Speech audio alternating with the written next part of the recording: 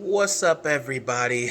It's your boy Stevie the Black. That's Steve the Black. I'm back, and I know it's been a while, since you guys have seen me, um, since Sunday night, to be honest, and I've just been thinking a lot, you know, over these past few days, you know, just enjoying the bye week, not having to think about the Eagles or worry about the Eagles. It's just really refreshing.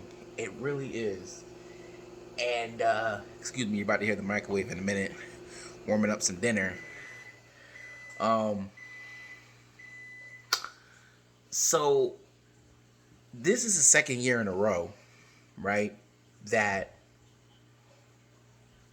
I've been glad to be on the Eagles bye week. And that should never be the case. That should never be the case. I should always be excited every Sunday afternoon, Monday, Thursday, whatever day Eagles are playing. I should be excited and ready to go and ready to watch this team. But honestly, this is the second year in a row that I'm just like, whew, I'm glad we on a bye week because I need a break. I need a break from this team, man. And it's so funny because the way everyone's been talking, the way I talked on Sunday, you would have thought that the Eagles lost, and it certainly feels that way. It certainly feels that way. Like, it feels like we lost, like we didn't play to our best, which we didn't, and yet we still came away with the win. And not only did we come away with the win, but we came away with the win against the Dallas Cowboys. And I don't want to hear any excuses about, oh, well, we have Ben DiNucci up in there, I mean, he is a third-round quarterback, but I don't want to hear about, well, we got injuries. But we done had injuries since 2017, and back-to-back years, we have made the playoffs, although at this point, it's not really to brag about, but we have made the playoffs. We won the Super Bowl on some injuries. So I don't want to hear about injuries. And I'm typically a normal fan. Like, I don't get into beef with Cowboy fans. I know a lot of Cowboy fans. I'm cool with a lot of Cowboy fans.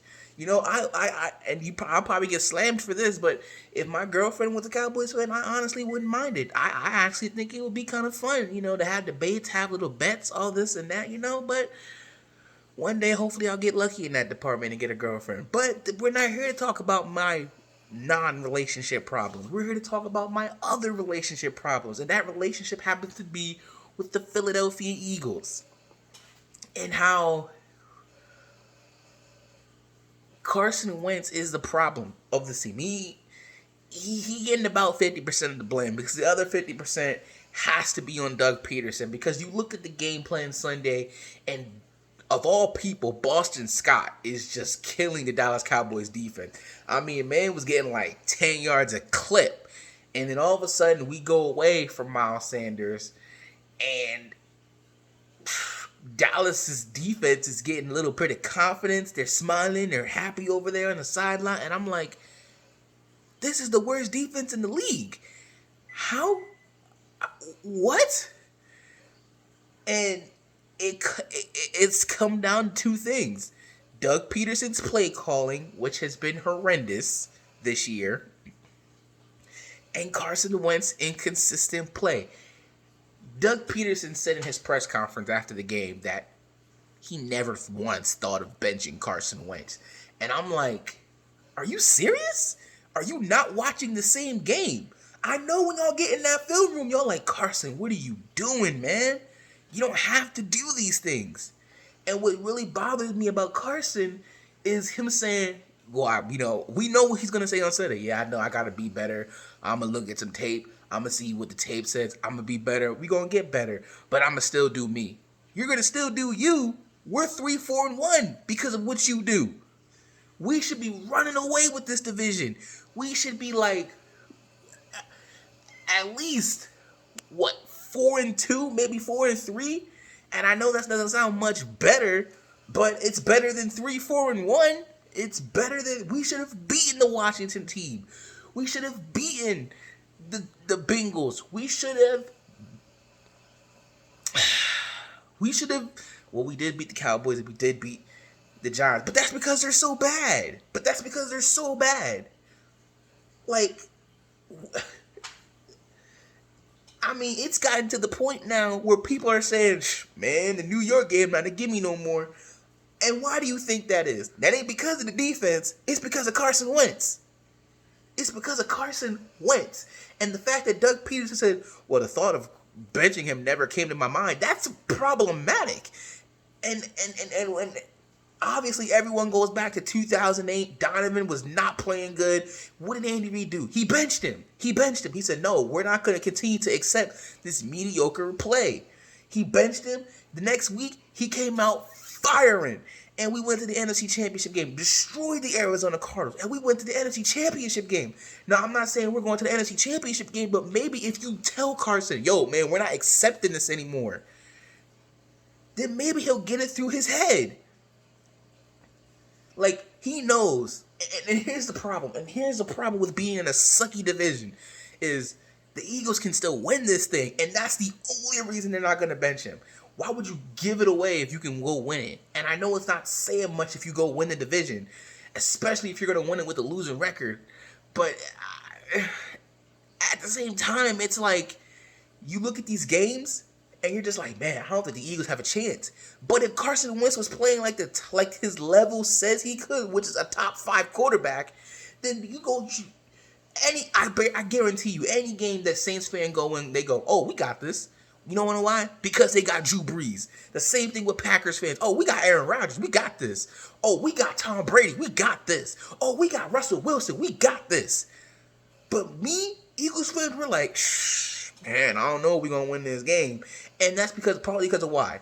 Because of Carson Wentz and Doug Peterson. And Mr. Lurie, I know you're watching. And you normally give people a 2-year period, right? If you don't make the playoffs in 2 years, you're done. You're out. The problem is, we might be making the playoffs for a 4th straight year? So that's not the problem. But the problem is, you should look at this team and you should go, something's not right. We have all these offensive minds, but yet we can barely put up 20 points a game. We went up against the worst defense in the league, and we could barely put up, we didn't even put up 20 points. We put up 15 points against the worst defense in the league.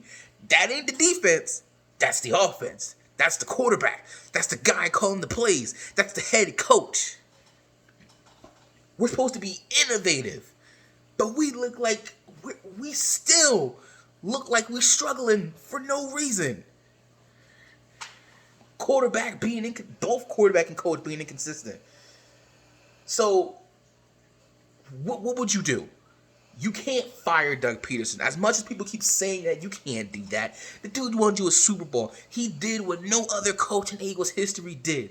And you could say more and more, well, it looked like that was Frank Wright more than Doug Peterson. Maybe so. But Doug Peterson inspires people. He gets people to continue to fight. And I bet you when Carson Wentz was down, he was long, guys were ready to give up. But Doug Peterson kept them in there. And he said, no, guys, we can do this. We still got a talented squad. We can do this. Nick Foles is a guy who will not mess it up for you. If you put him in the right situation, which that year was, he can do it for you. 27 touchdowns, 2 interceptions. Super Bowl MVP. Brought a team back from dead in the water to a play away from going back to the NFC Championship game. I mean, so if you're not looking at the coach, then who's he looking at? He's looking at the other dude that's responsible, and that's Carson Wentz.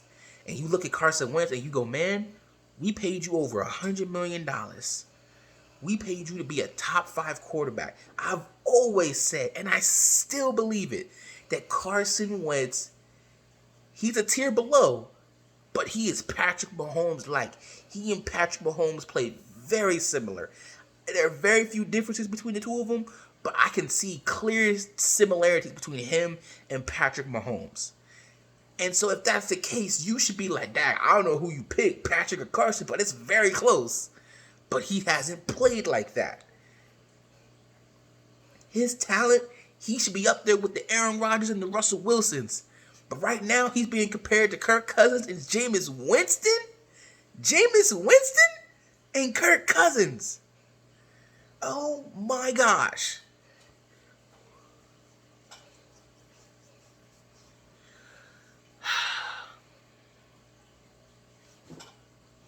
That's embarrassing, man.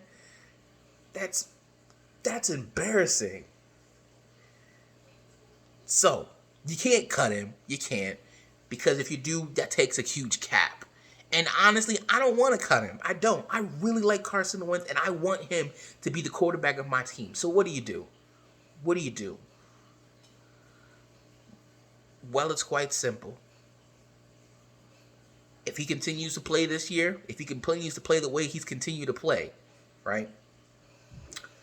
Next year, during training camp, you have an open competition. You go in there and you say, last year Carson Wentz, he didn't play well. He didn't. That's facts. The stats show that. The tape shows that. My eyes tell me that. He did not play well. No more excuses for this guy. So what we're going to do is we're going to have an open competition between Carson Wentz and Jalen Hurts. We're going to put both of them to the test. And we're going to bring the absolute best. No pulling strings. I don't care if Carson Wentz is a $100 million quarterback. If he loses, he will be the backup. If Jalen Hurts outdoes him, he will be the starter. But you need to light a fire under this guy. And Jalen Hurts, he is very, very talented. And I believe with him being able to run, that adds an even more dynamic to this offense of Travis Fulgham and Miles Sanders and Dallas Goedert and Rager and G Ward. So we got the offensive pieces to be great. We do. But the only thing, we got great pieces for the future for the offensive line. Same thing for the left tackle position. You can have an open competition between Andre Dillard and Jordan Mailata, because at this point you cannot ignore what you've seen on the field. This man has been great. I won't say great. He's been really good. He's been really impressive. I've been really impressed. Like, I was really nervous going into the 49ers game. Like, oh my gosh, we got to have Jordan Mailata play, bro. We just can't catch a break.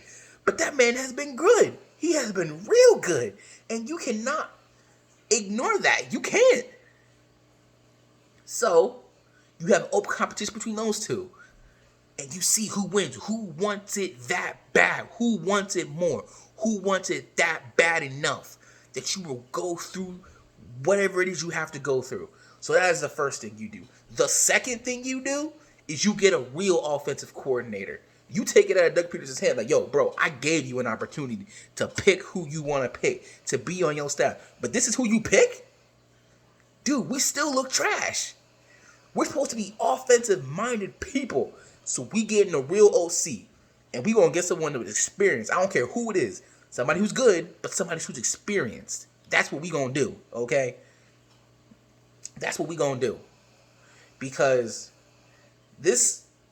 I'm trying to get back to the Super Bowl, okay? And I know, Jeffrey Lurie, that you don't want to wait another 13 years to get back to another Super Bowl. I know you don't want to wait that long. I don't want to wait that long. I don't want to wait till next year.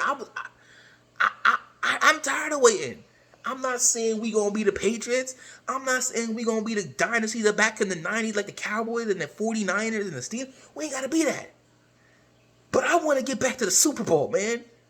I do. I want to win another one. So you need to figure out what you need to do. Hire a real offensive coordinator. Somebody who's smart.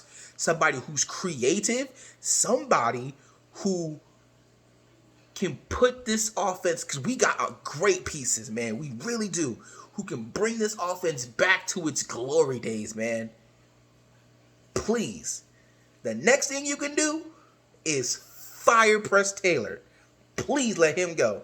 This whole best thing, friends thing he got going with Carson Wentz clearly ain't working because he's just letting Carson Wentz do what he do. Oh, he'll figure it out. He's a talented guy.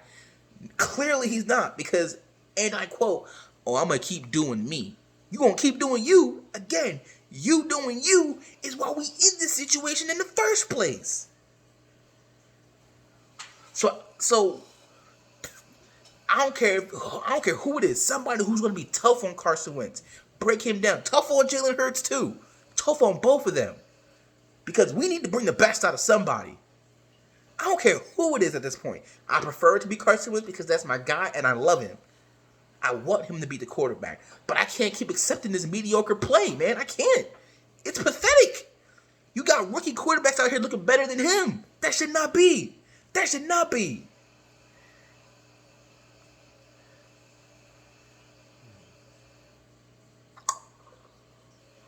What's the next thing?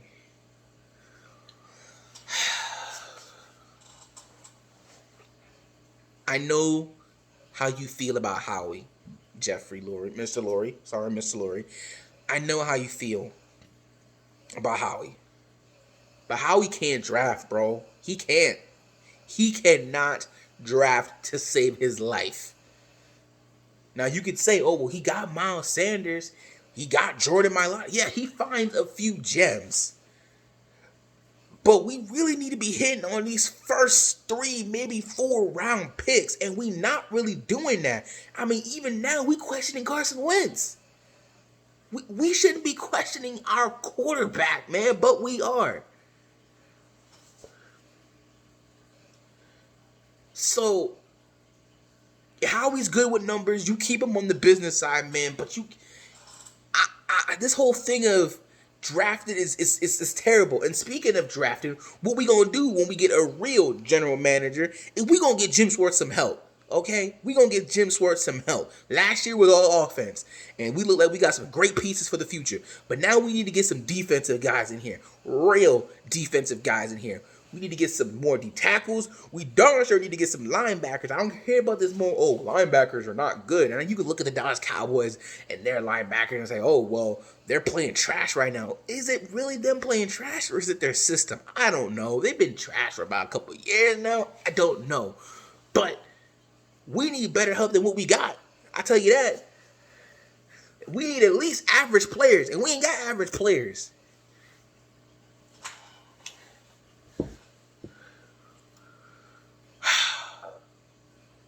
And then this last thing. I think it's the last thing. This last thing.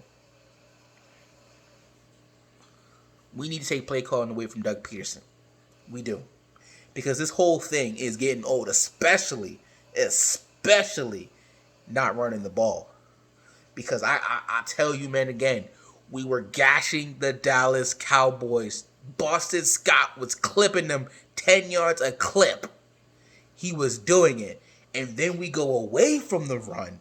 And then by the time we get back to it, it's not effective. Why? Because you went away from it. Now, you can say some of that's on Carson Wentz. Maybe some of it is a run play, and he chooses to throw the ball. But again, you're letting him get away with this. Why are you letting him get away with this? I would understand if you're letting him get away with it, and the plays he's doing, they're working, and they're succeeding. But here's the thing. They're not working, they're not succeeding, and we're losing. Or we're winning so ugly, it feels like we're losing.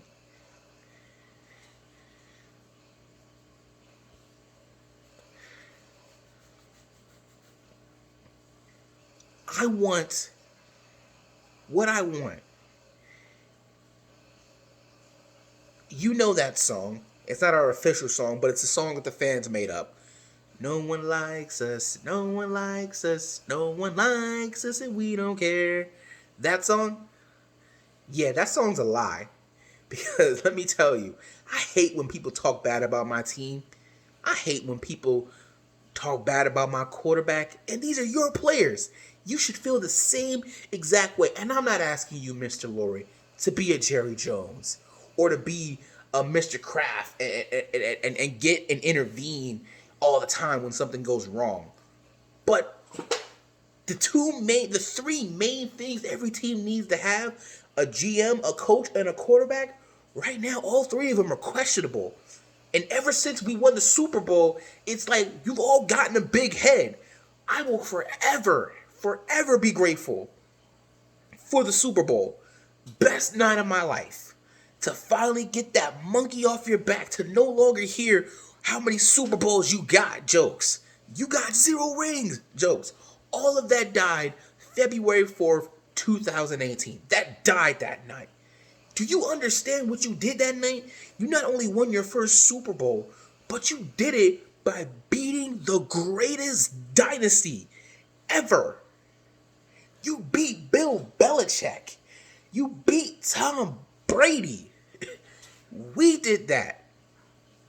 But since then, we have been trash. I think we 21 and 21? 21, 22, something like that? We below 500 ever since we won the Super Bowl? That's embarrassing.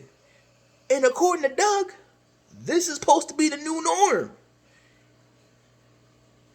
Again, we obviously know what he meant. Obviously, we weren't going to be expecting to be in February every year. That's not possible. It's not realistic.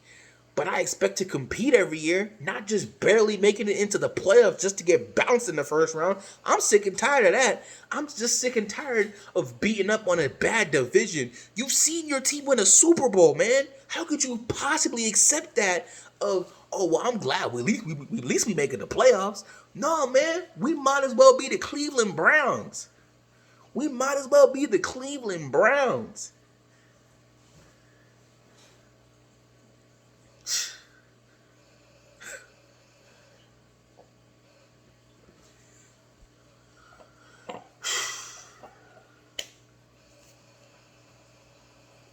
So again, the 5 things you need to do.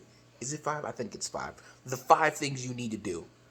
If Carson Wentz continues to play the way that he's been playing, like if he does not turn this thing around, next year, during training camp, there will be an open competition between him and Jalen Hurts because this is not acceptable. Bring the absolute best you can out of both of them. Any mistakes is not acceptable, especially, any boneheaded mistakes, okay? Obviously, people are going to make mistakes. We're not perfect, right? But these dumb, boneheaded things, these bogus answers Carson Wentz keeps bringing, I'm going to just continue to do me. No. Ever since he said that, I'm like, what? You must see the way you're playing and think, it's okay. No, it's not okay. We're 3-4-1, mainly because of you. I mean, yeah, he always had a fumbling problem which needed to be fixed, but he never threw interceptions. He's got 12 interceptions. What the heck? He never did that. So if he continues to play this way, we have an open competition. I don't care. Like I said, you could be $100 million. You could be the most expensive backup in the league. I don't really care. You don't earn this starting job next season, you ain't playing. It's plain and simple. Number 2, we need to get a real experienced offensive coordinator because we need to get this offense rolling again. Because we could be just as explosive as any other team in this league. But we're not doing that right now. Why? Because we got too many people giving too many. We're supposed to be smart and innovative, but it's not showing it. So we need a true offensive coordinator. Number 3, we need to take play calling away from Doug Peterson. Maybe for a year, I don't know. But take it away. Let him see how it's supposed to go. And then maybe next year, we can give it back to him. So he knows, gotta be more balanced. Gotta run the ball. Gotta be smart. Not dumb. Number 4, get rid of Howie Roseman as the GM. Keep him on the business side. I know how you feel about him. I know you did this to him during Chip Kelly, and apparently he learned his lesson, but he did not because just because you find a couple gems in the draft doesn't mean anything. We need to be hitting on these first 3 rounds, and we have not been doing that. Derek Barnett, Sidney Jones, Rasul Douglas, Carson Wentz, Andre Dillard, Miles Sanders. Well, only from him because he can't stay healthy. But I guess that's not really Howie's fault. But still, these are questionable players. 2 of which aren't even on the team anymore. Need to be addressed. Number 5. We need to get Jim Schwartz some help. I don't know if he's staying next year, and I know I said earlier in the year that I'm sick and tired of Jim Schwartz, but honestly, if he had the players that he needs to have, we're second in the league in sacks. We're second. The Steelers have like 30 and we have 28. We are second in the league in sacks, meaning we're doing our job, okay? But we need to get Jim Schwartz some help. Give him the proper players that he needs. We did our job for our offense, and for the most part, it looks promising. It looks promising. Jury's still out on Giant Hightower. We haven't seen enough of Quez Watkins. I think he only had like one play, and that was in the Steelers game. So we don't know we haven't him yet. But for the most part, the offense looks pretty good. It looks set for the future. Now we need to focus on the defense because we that needs to be fixed. We need another cornerback opposite of Darius Slay. We probably need. God, I mean, how many more years can you get out of Slay? You know, so it's a lot of work. But I know you want to get back to the Super Bowl. I want to get back to the Super Bowl. These are things that need to be done because I will no longer accept mediocrity. And I know you feel the same exact way, Mr. Lurie.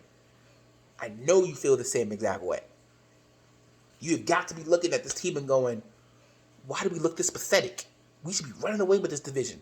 But the fact that we're only a game and a half up, that's embarrassing. That's probably more embarrassing than anything. Because you can clearly see the Eagles are the best team in this division, but we're not playing like it. Not playing like it. So, that's pretty much it. I know this has been a long time since I made a long video. I'm sorry for it being this long, but these things needed to be said. They needed to be said. They needed to be spoken, and I did it. And honestly, I kind of feel better for saying it. So, take these things into consideration. Please, guys, remember to rate, comment, subscribe. Please continue to enjoy your bye week. I know I am. This is the last time I'm thinking about the Eagles until next Wednesday when I got to make my prediction videos for the Giants game. So until next time, please remember to rate, comment, subscribe, share, hit that like button. Guys, goal is still to reach 500 subscribers by the end of the year. Guys, I know we can do it. I know we can get it done. So until next time, and if you're not down with that, I've just got 3 words for you. I want you to hear this, Mr. Lurie. 3 words for you. If you made it this far. And I want these words to sink into your mind. And these are not the 3 words you're thinking of. These are 3 different words. Okay? Here we go. Here we go. And I'm not talking about you specifically, but I'm talking about the team. 3 words for you. You ready? Here we go. We just suck. Plain and simple. We just suck. We suck so bad, we still might win the division with a losing record. I'm not going to be happy with that. I know you're not going to be happy with that, especially getting bounced in the first round. Because if we were the player, because I saw the stat. If we were in the playoffs today, we'd be facing the Saints. Oh, God. The only chance we got to win the playoff game is if we go up against the Bears. That's it. All right, I'm done. Peace out.